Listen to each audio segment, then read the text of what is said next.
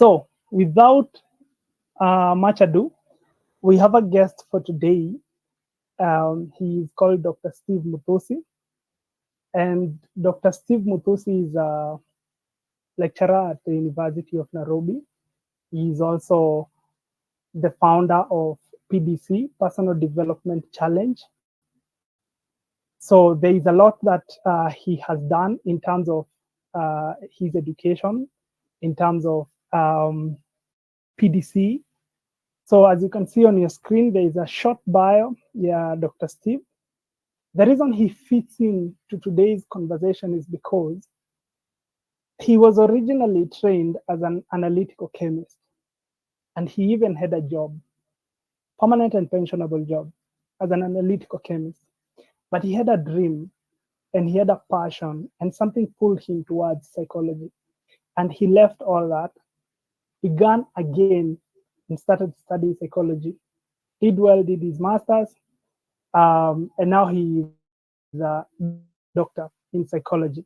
And for me, that is the definition of inspiration. For me, that is what it takes to pursue your dreams. That is a person who knows what his dream is, and he has gone out and got it. So the conversation today is going to be just investigating a little bit about what does it take to be a person such as Steve, because I know all of us have dreams, but what does it take to be able to get there? So without much further ado, Bwana Daktari Steven Muthusi, karibu sana. Asante sana Bwana Kim. Really a pleasure being here. Karibu sana. Just I have given an introduction from my perspective, but if you don't mind, just tell us from your perspective, who is Dr. Steve, and how does it feel to be actually living a dream? Yes, my name is Steve Muthusi, as Kim has said. I think living someone's dream is very surreal. I think most of the introduction, by the way, you've done, I think I have nothing to add except I'm also in Machakos. I've had a lot of people say they're in Machakos. Yeah, I'm wondering if they came to our neighborhood, which is good. So yes, living the dream is surreal. Living the dream is, it feels like you live one day and you are living 100 days, not like I'm living 100 days and it looks like it's just one day. Because someone once told me that if you're 20 years old but you have lived the same way every year, then you are just 1 year old who has lived 20 times. That, it sounded like an insult, but it really inspired me in a way, because then you cannot live the same way one every year, and they tell us you have 20 years. You have just lived 1 year 20 times. And for me, that is where growth then begins. When you live your dream, it means, because remember, the end of one dream is the beginning of another. And the beauty of dreaming is that there is no limit to what you can dream, which means there is no way any one of us here, from my good friend Eric to Boniface Harrison, I see here, to yourself, my good friend Stephen Kimani, you cannot say you only have one dream. One dream leads to another, then to another, then to another. So the dream is a collection of similar experiences. And when you live the dream, then you borrow the experience of living the dream you are living right now, then you live many more dreams. And then it's a question of just new experiences every day. And therefore, every year feels like you have lived so long. But sometimes you're not living the dream, then one day might feel like it's a whole year. I don't know if that makes sense, Kim. Yeah, it does. It does make a lot of sense, because I also think one of the things that happens is when we get focused on like the bigger dream, the one of becoming a billionaire and a millionaire, sometimes Yes. it robs us the peace and the contentment to enjoy what we have today in our little bed sitter, one bedroom and 3 bedroom. Like, you don't enjoy that at that moment because you're just looking to the day I drive this type of a car is the day I have achieved the dream. So the way you put it, that dreams, like the dream is a series of dreams, then it gives us permission to enjoy what we have today, but also keep working for that which is ahead of us. True. I totally agree, yes. Beautiful, beautiful. I love that. You are a trained analytical chemist, but today you are a doctor of philosophy in psychology. Can you briefly tell us how does that happen, or what is that journey, and how do you transition from this side to this other side, and why? I think in the journey of life, there's something I would call the dream frequency. And when you when you're going through life, open-minded, kind of open-minded to the possibility that there's something out there that looks like you. Because one time, one of the great things that ever crossed my mind is probably there's a vacuum out there that is exactly shaped like me and that I need to fill. And someone once said that the person who made the chair did not make the chair, then start wondering, what do I use this thing for? Then stood on it, then he realized, doesn't work. Then maybe placed cartons, and no. So there is usually the need, then the thing, which means for the universe to have, the possibilities that were there that someone exactly like you was born. The possibilities were in their trillions. I mean, they're almost infinite. It should have started with your parents, even the possibility that they had not met. Mm-hmm. Even your great grandparents. If you go back, you realize you actually statistical impossibility that happened. And therefore, I say this because for you to have happened, then it has to be very divine. And I'm not even trying to be religious here. It can only have been very divine that someone exactly like you existed. And therefore, moving from these two ends was a question of me being open-minded enough, reading, exploring, listening to the right stuff, following things and understanding. Sometimes even asking yourself what is actually the meaning of life, and reading the right kind of materials, and not getting very distracted. Of course, we're just coming from the distracted event, and not being too distracted to understand that you are actually here for a divine experience, for something that is greater than you and something that affects the world in a better way. And so for me, it was a question of exploring that and toying with the possibility that there's something bigger than just ticking boxes, because for me, it was ticking boxes. It was I passed well in my KCSE, or rather, I had a grade that could get me a science course, and therefore I ticked that box. And someone told me sciences are the thing that give you the money, like you just said, and all that. That is why you get the jobs and everything else. But then in all these things, I would interact with some things, and this is the important part of this question. I would interact with some things, I would interact with some events. I would be in a meeting like this one, and then I feel like what Kim is doing is actually what I feel so attracted to, for example. And then I would feel like a facilitator is doing something for our job place, and I'm like, oh, that guy is there. Exactly what he's doing is what attracts me so much. And therefore, it was a question of what I call the dream frequency, that you once in a while interact with and you feel attracted to something. But because sometimes we are too distracted, or we are too busy thinking about the next house or the next coin or the next payslip. And so I started pursuing these things that were, for me, seemed like an eternity when I interacted with them. And so it would mean, for example, reading a book that was in the line of people and why people do the things they do, and psychology and behavioral sciences and cognitive sciences, and how the brain develops to execute the things it executes. And those books I would read and I would just get lost. And so one day I came home, like I normally tell, I came home to my house where I lived then, and realized I did not have a single book in chemistry, but I had every other book in every other behavioral science. And I knew I was just lying to myself. And so that movie was that. So I was, the answer to your question is I got caught up in the dream frequency. I put myself in the line of people who are doing things that were so related to my frequency within.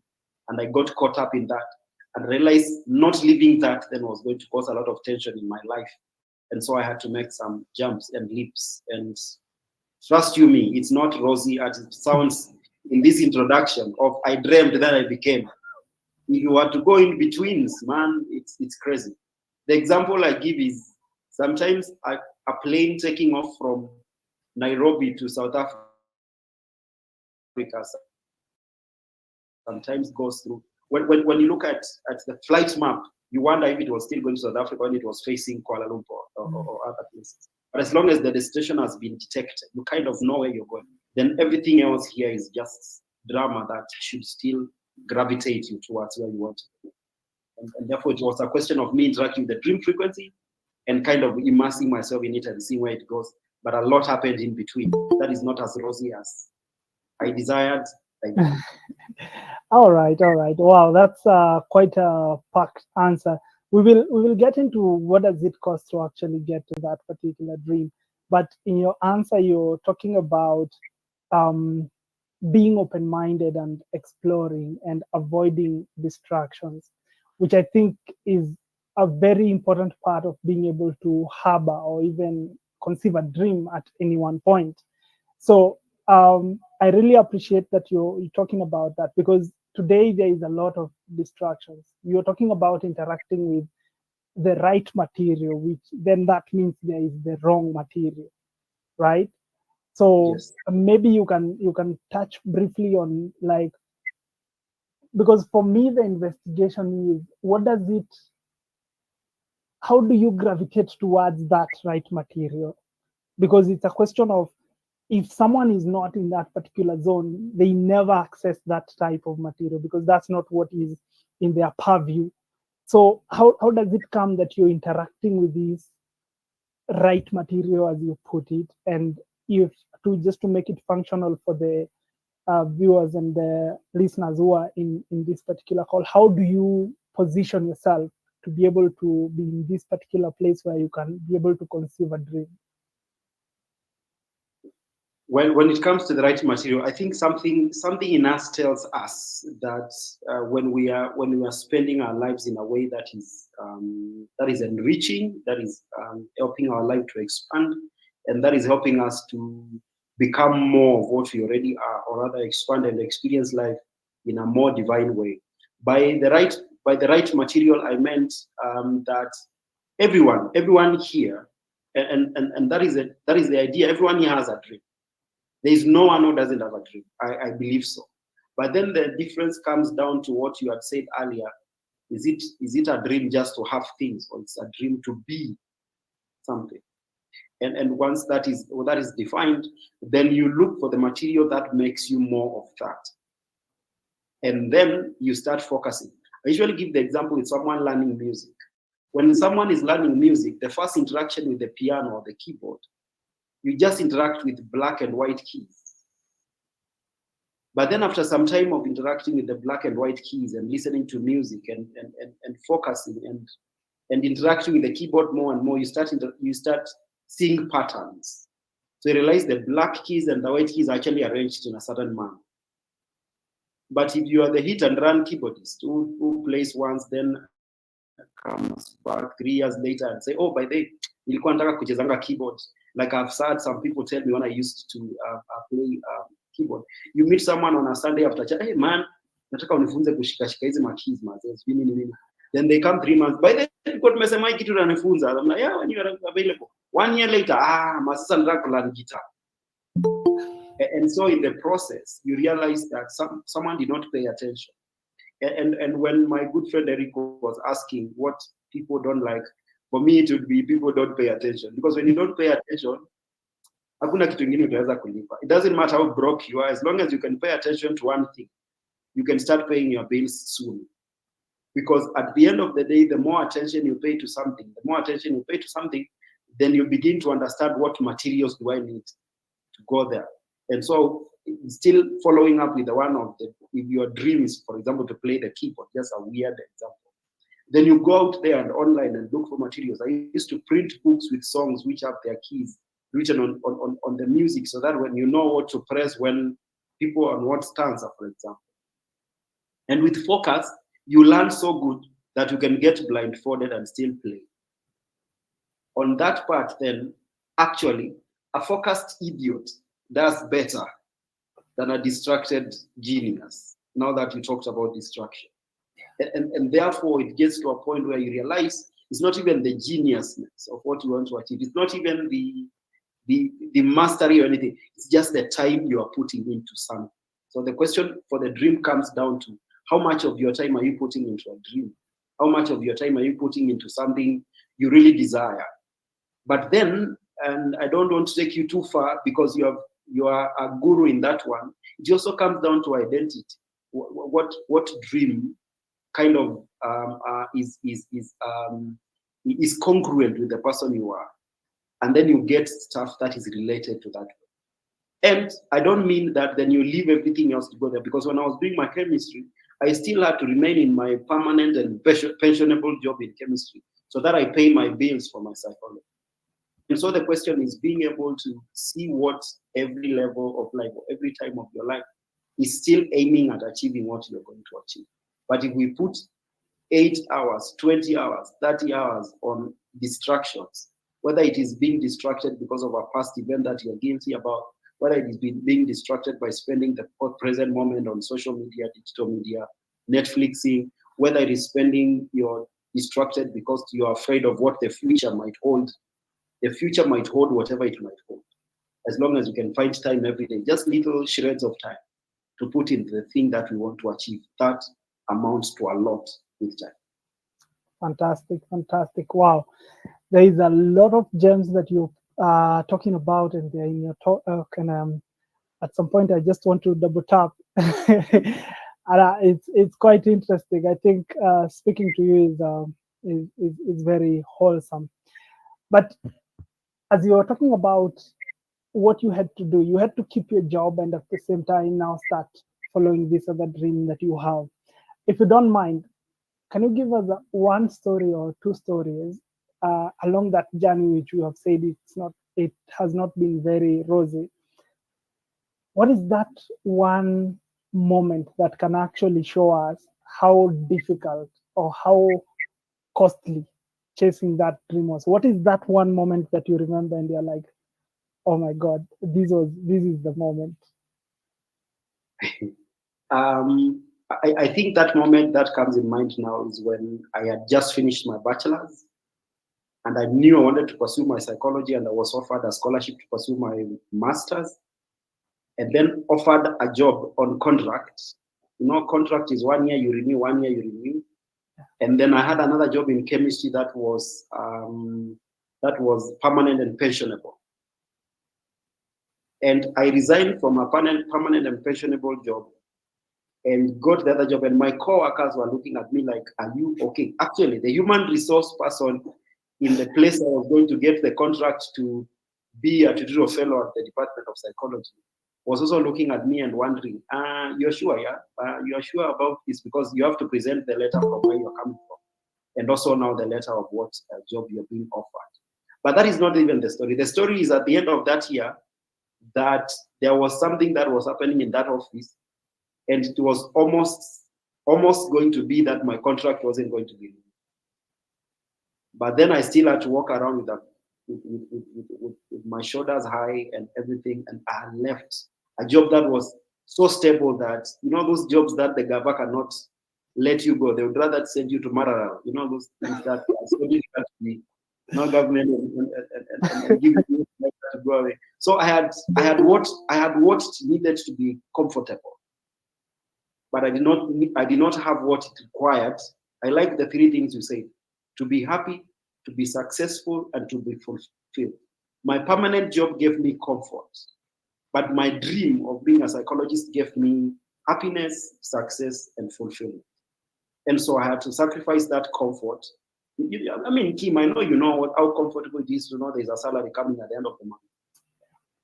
You know, it's very comfortable. But when then you have to chase people and then act nice because your contract needs to be renewed, and then you know, use the polite words of "may I please," even when you know the other guy is wrong and all that.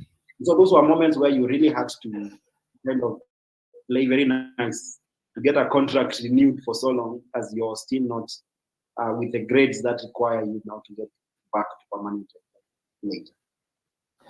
And maybe just to bring that particular point that you're talking about full circle, you right now as we are speaking, did you ever have you gotten back to like where you are before in terms of like the job and everything? Of course, yes. I think it's a good question you ask. Like I was saying, when the destination is known, this other drama can be withstood. I'll repeat that again. As long as the destination is known, all the other drama can be withstood. I mean, yeah, it can be withstood. You can withstand the drama between your dream and your destination, or rather your divine place where you want to go. Like I was giving an example, like a plane sometimes leaving Mombasa is sometimes facing the opposite direction, but it does something called homing. So it kind of finds its way back to the destination. It's set in a way that it's just home back there. And so, yes, I'm grateful that recently, after finishing my studies, yes, you come back, you present your papers to employer, and you get your job, permanent and pensionable terms. And that for me was a joyous thing, and not because of the comfort of that job, but because of the joy and fulfillment that the job gives you. And therefore, the thing I was celebrating is not permanent and pensionable. The thing I was celebrating is that I came to a place where I would feel like, yes, this part of this dream is fulfilled. And the question is, what do we dream next? You know, like what is the next? And that is why I think part of the reason why we are here, because of the things we have partnered in doing together, on doing what we love and exceeding what we have achieved the previous years. Fantastic, and congratulations for that. Being able to bring it full circle, but as you're saying, while you are in it, don't you don't think you will make it at some point. Things look bleak at some point. um, it's very motivating to hear that story, and also very encouraging to hear that actually things do come full circle. And I think now you're in a way better place where now we can start talking about those three terms, that you're now happy, you're now successful, and now you're fulfilled, because what you're doing is everything that you want to do. And now there is this concept where people talk about, when you're doing something that you love, it doesn't even feel like work, because you're already rewarded by the feeling of fulfillment by doing it. And I know as young people, we have a lot of that, and we are in a transition, and we don't know exactly, do we go for the money, do we go for what we love to do? And as a person who has been able to transcend the two, because you're also highlighting that usifuate tena ile ushinde kulipa bill. Can you just elaborate on that? Like, how should someone approach when they are thinking, how do I transcend this particular bridge? Do I go for what I love, or do I go and make the money? Yeah, I think it comes down to what your favorite subjects, which I also mentioned here, identity.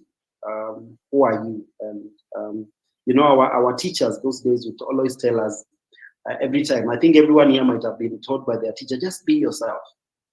And then you're wondering, yeah, being myself, but who am I? Like, yes, I get that I should be myself, but I don't even know who I am.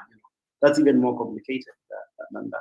And therefore, I think the step that is what chemists, because I came from chemistry, there's a chemist here. There's something called the rate determining step in every reaction, in a chemistry reaction. That step is the one which uses the most energy in the reaction. But once that step has happened, there is no way of reversing that reaction. Okay, less complicated. The moment you know who you are and begin to understand that who you are can actually function, who you are can function under what circumstances, then you look for fields within your identity that can serve the person you are, not things that you are serving. And that is where the term you used earlier, that when working kind of feels like it is playing, because the thing you are doing is actually serving you. You're not serving you. There's something in human resource, and I think I saw my good friend Nelius when he was in HR. There's something in HR they call man-task interference. And when it comes to man-task interference, it simply means that your job and you should not be too broadly apart, which means if, for example, you are an introvert then you don't do things that are more extroverted. You can imagine if you're an introvert who doesn't like being in crowds, and then you go and do journalism, for example, and you're supposed to be chasing politicians and being in crowds, asking questions and all that, then the man task is that interference is so much that your work might bring you challenges, even mentally, and exhaustion, fatigue, and that cannot be played. If you're the kind of person who loves to be interacting with people and stuff, I mean, the story of Eric Omondi always comes in mind when I say this, because one time he had a job with KRA, and he said sometimes he would hide and go to the washroom and just be himself for a few minutes, like, this is too structured. I love being in people, comedy and stuff.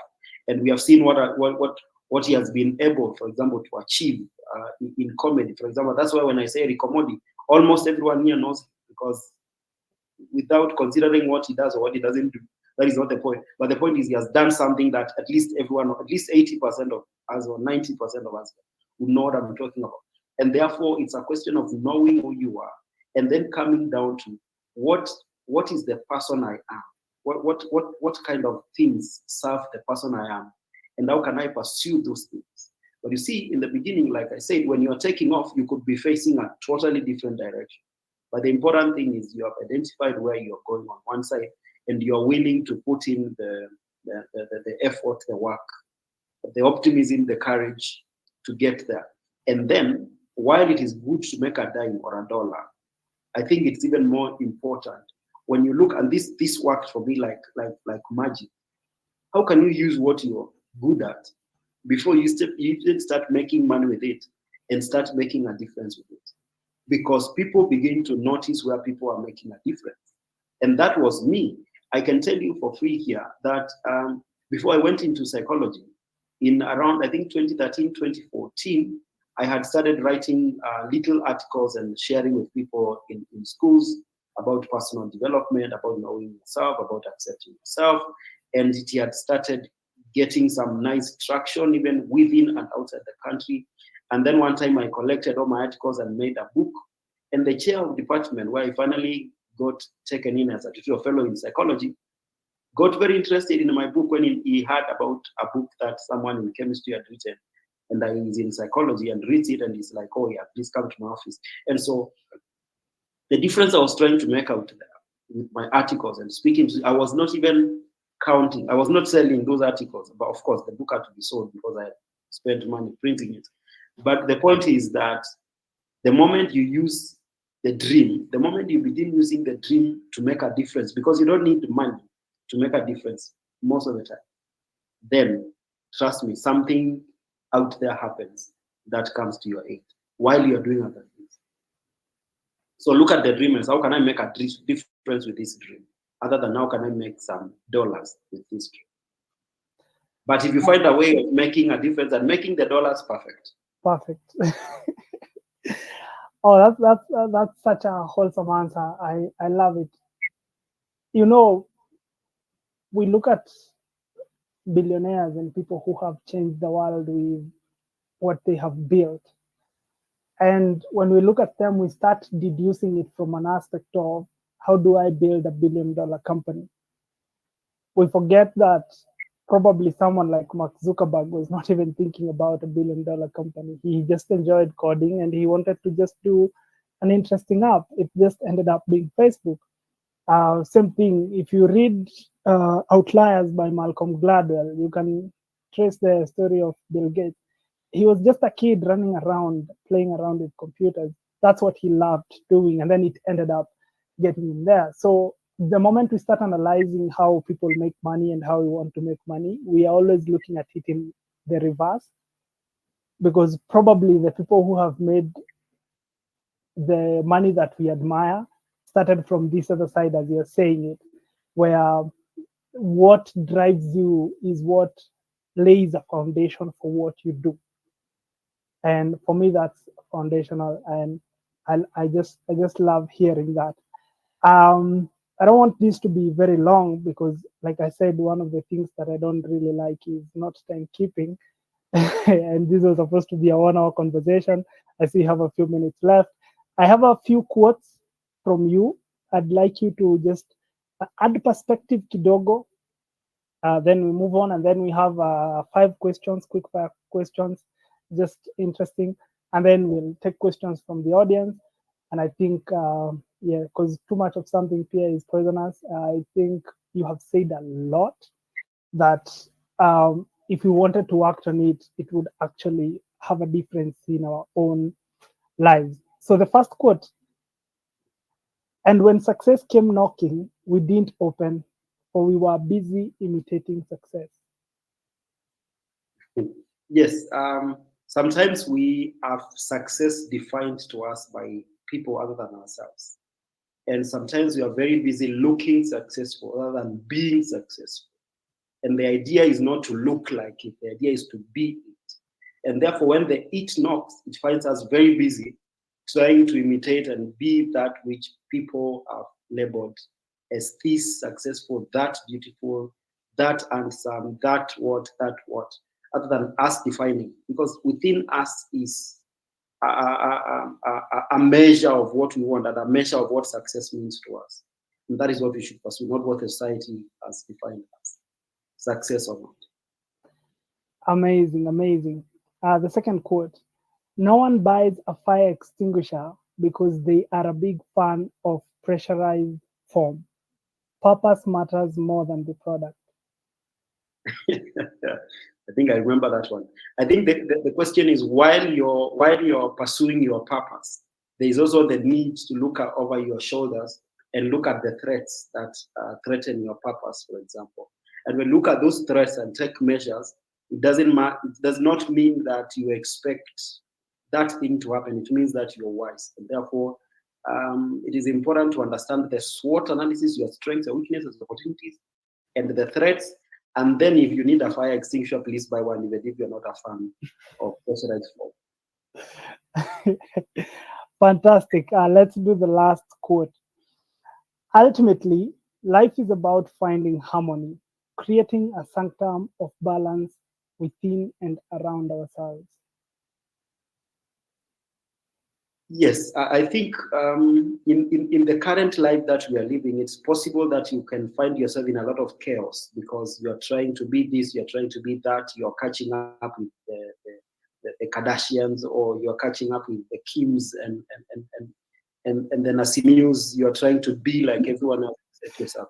And therefore, life is about finding that place in your heart that you feel peaceful, you feel calm, and you feel that you do not have to do anything externally to please anyone else unless that thing serves the person you are.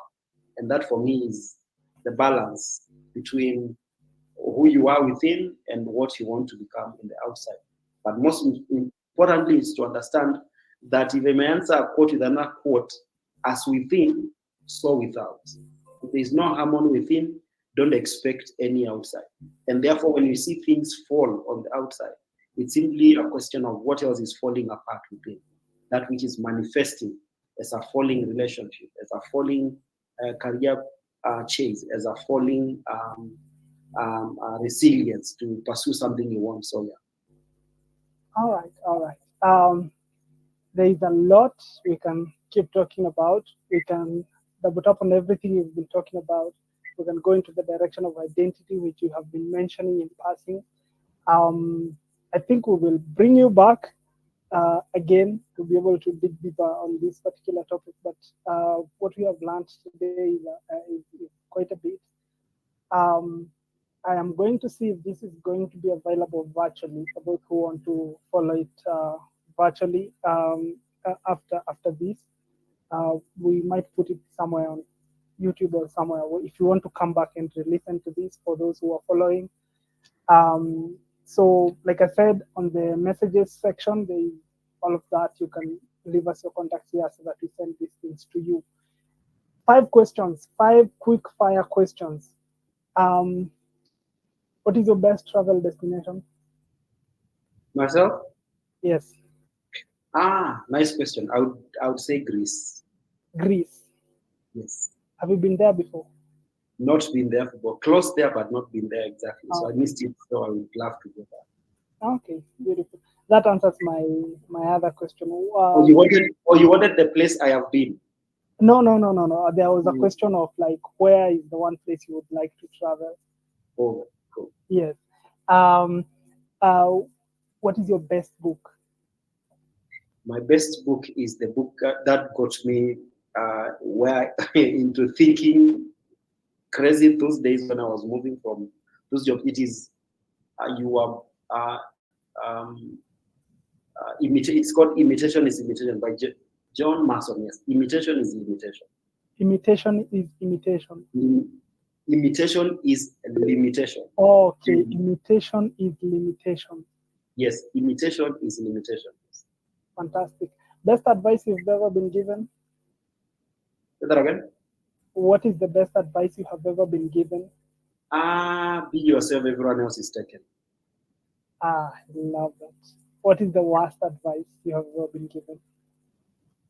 The worst advice I've ever been given. Wow. That is a hard one. The worst advice I've ever been given, the worst advice I've ever been given. Nothing comes to mind, man. Yeah, maybe my mind blocks the bad things. Okay, we'll leave it at that. The last one, before we open up the floor for questions, I think Eric will be the one guiding us through the questions session, and then you can take them. One dream you have that you have not yet achieved. I would really want to build a place or a park for personal development. Wonderful, wonderful. We can't wait for that.